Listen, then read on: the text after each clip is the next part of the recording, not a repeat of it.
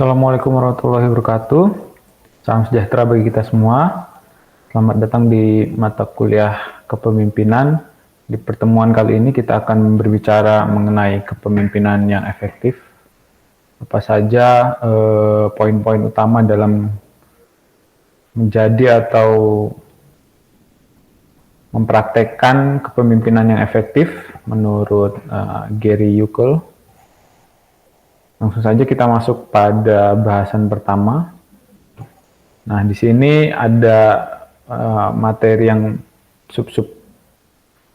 materi yang perlu kalian ketahui tentang kepemimpinan efektif. Pertama, kita akan melihat bagaimana perilaku kepemimpinan yang efektif. Dalam memimpin secara efektif, ada perilaku-perilaku utama yang harus dilakukan oleh seorang pemimpin menurut Gary, di mana perilaku yang pertama adalah harus berorientasi tugas, kemudian harus berorientasi pada hubungan atau relationship, kemudian harus menjadi pemimpin yang partisipatif. Kemudian sebagai pemimpin yang efektif, pemimpin juga harus memperhatikan bagaimana cara memimpinnya dengan rekan sejawat atau rekan kerja. Yang ketiga, pemimpin juga memiliki perilaku kepemimpinan tertentu yang spesifik. Dan berikutnya, sebagai pemimpin yang efektif, ada perilaku tugas yang sifatnya spesifik. Dan kelima, sebagai pemimpin yang efektif, tentu ada perilaku terhadap hubungan atau menjaga hubungan yang sifatnya spesifik juga.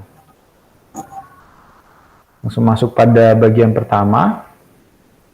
Dalam memimpin secara efektif, perilaku-perilaku utamanya adalah berorientasi tugas, kemudian berorientasi hubungan, dan ketiga adalah kepemimpinan yang partisipatif. Sebagai pemimpin yang berorientasi tugas, pemimpin tidak fokus pada tugas-tugas yang mirip dengan bawahannya, namun pemimpin fokus pada tugas utama sebagai seorang pemimpin. Nah, fungsi tugasnya yang berorientasi sebagai seorang pemimpin adalah merencanakan, kemudian mengatur pekerjaan, mengkoordinasikan kegiatan para bawahan, kemudian menyediakan keperluan, peralatan, dan bantuan teknis yang dibutuhkan oleh bawahan. Jadi, tugas dari seorang pemimpin sudah tentu berbeda dari bawahannya. Ketika bawahan bekerja secara teknis, maka pemimpin harus bekerja, mengkoordinir, mengatur seluruh sumber daya yang ada di bawahnya. Sehingga pemimpin bisa dikatakan adalah pemimpin yang efektif. Kemudian sebagai seorang pemimpin yang efektif harus berorientasi pada hubungan, artinya pemimpin tersebut harus fokus, harus memusatkan perhatian kepada hubungan, membangun hubungan yang baik kepada bawahan, kepada teman-temannya, dengan memberikan perhatian, mendukung, kemudian membantu para bawahan untuk menyelesaikan permasalahan bawahan. Perilaku mendukung yang berkorelasi dengan kepemimpinan yang efektif meliputi memberikan kepercayaan dan rasa percaya, kemudian bertindak ramah dan perhatian, berusaha memahami permasalahan bawahan, dan membantu mengembangkan bawahan. Nah, itu adalah contoh-contoh perilaku yang diterapkan ketika kita ingin membangun hubungan yang baik dengan bawahan, seperti itu. Sebagai pemimpin yang efektif, kita harus menciptakan kepemimpinan yang partisipatif, artinya menciptakan bagaimana orang lain bisa berpartisipasi dalam pengambilan keputusan, dalam kegiatan kelompok, seperti itu. Supaya mereka mau mengeluarkan ide-ide untuk menyelesaikan sebuah masalah atau ide-ide yang dapat membantu kita untuk mencapai tujuan yang kita inginkan. Nah, pemimpin yang efektif harus memperbaiki komunikasi, mendorong kerjasama, dan memudahkan pemecahan konflik. Para pemimpin dalam pertemuan kelompok, ketika kita melakukan pertemuan kelompok, harus memandu diskusi, kemudian membangun bagaimana diskusi tersebut dapat menyelesaikan pemecahan masalah. Seperti itu. Itu adalah perilaku kepemimpinan yang efektif. Dalam memimpin rekan sejawat, maka seorang pemimpin harus dapat diandalkan, memiliki strategi dalam mengelola hubungan kerja antara dirinya dengan rekan sejawat maupun bawahannya. Kemudian pemimpin juga harus memiliki fungsi penting dalam suatu organisasi, yaitu menjalin kerjasama demi tercapainya suatu tujuan. Dan pemimpin harus menciptakan dan memelihara semangat kekeluargaan dan kesetiakawanan di dalam maupun di luar lingkungan kerja. Nah, sebagai pemimpin, ketika memimpin rekan sejawatnya harus bisa diandalkan, harus memiliki strategi yang baik, kemudian harus bisa menjalin kerjasama dengan rekan sejawat, kemudian harus mampu membangun semangat kekeluargaan dan kesetiakawanan. Seperti itu. Berikutnya, perilaku kepemimpinan yang spesifik. Dalam kepemimpinan efektif, ada perilaku kepemimpinan yang spesifik, yang sifatnya khusus. Kepemimpinan efektif dicirikan dengan perilaku yang berorientasi tugas, artinya perilaku yang berkaitan dengan pencapaian tugas yang efisien dan dengan cara yang dapat diandalkan. Jadi kita fokus kepada bagaimana cara menyelesaikan tugas tersebut dengan efisien dan dengan cara yang dapat diandalkan. Kemudian perilaku berikutnya adalah berorientasi hubungan, artinya kita peduli, kemudian berusaha meningkatkan rasa percaya, kemudian bekerja sama, dan mengidentifikasi sifat-sifat atau bagaimana caranya membangun hubungan dengan rekan sejawat. Berikutnya adalah perilaku yang berorientasi perubahan. Artinya pemimpin harus fokus pada upaya untuk penerapan perubahan besar, dan itu harus refleksikan dalam bentuk strategi, produk, atau proses, seperti itu. Nah, ini adalah contoh-contoh perilaku yang spesifik. Contoh perilaku berorientasi tugas yang pertama, yaitu mengatur aktivitas kerja untuk meningkatkan efisiensi. Kemudian pemimpin harus merencanakan operasi jangka pendek. Nah, yang kedua, perilaku berorientasi hubungan, pemimpin harus memberikan dukungan dan dorongan, kemudian bersosialisasi dengan orang untuk membangun hubungan.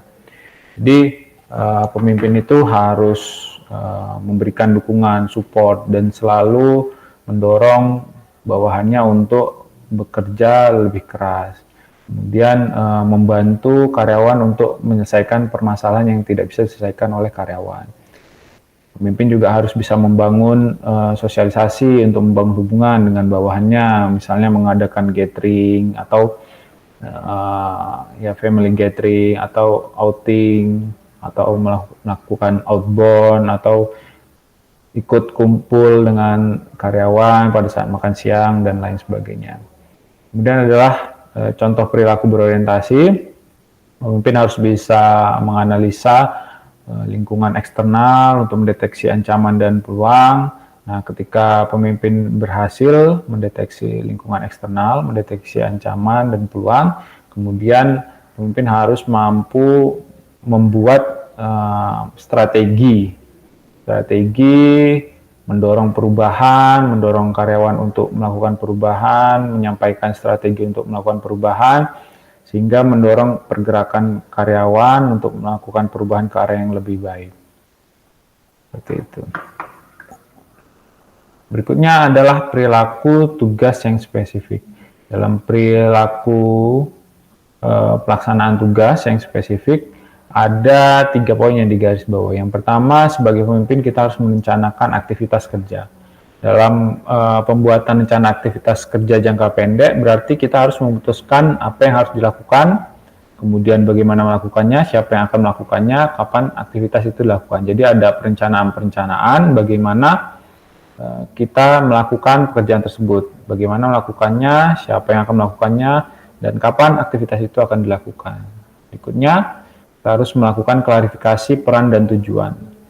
Kita tentukan bagaimana komunikasi kerja, kemudian menetapkan kebijakan, kemudian dan apa harapan yang diinginkan oleh stakeholder yang ada di organisasi.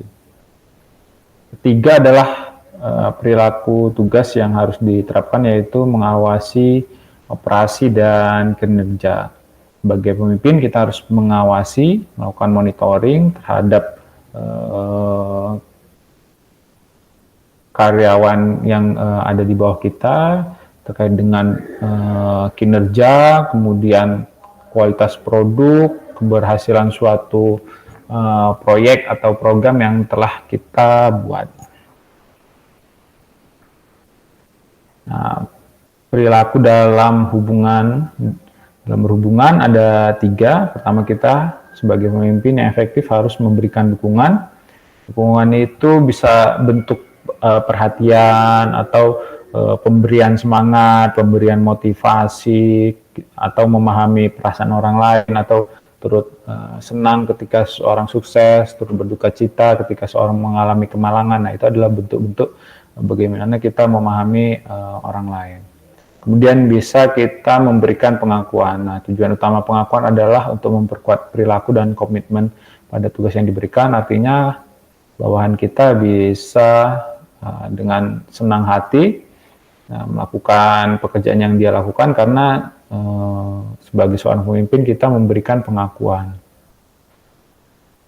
Nah, berikutnya adalah kita harus memberikan pengembangan. Pengembangan ini bertujuan bagaimana bawahan bisa meningkatkan karirnya, seperti itu, meningkatkan pengetahuannya, meningkatkan keterampilannya.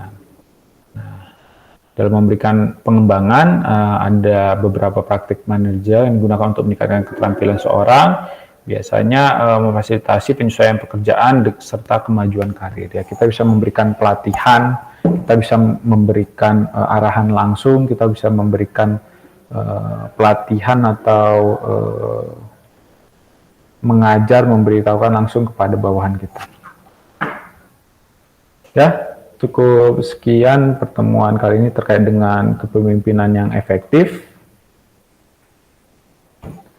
Kita bertemu lagi di pertemuan berikutnya.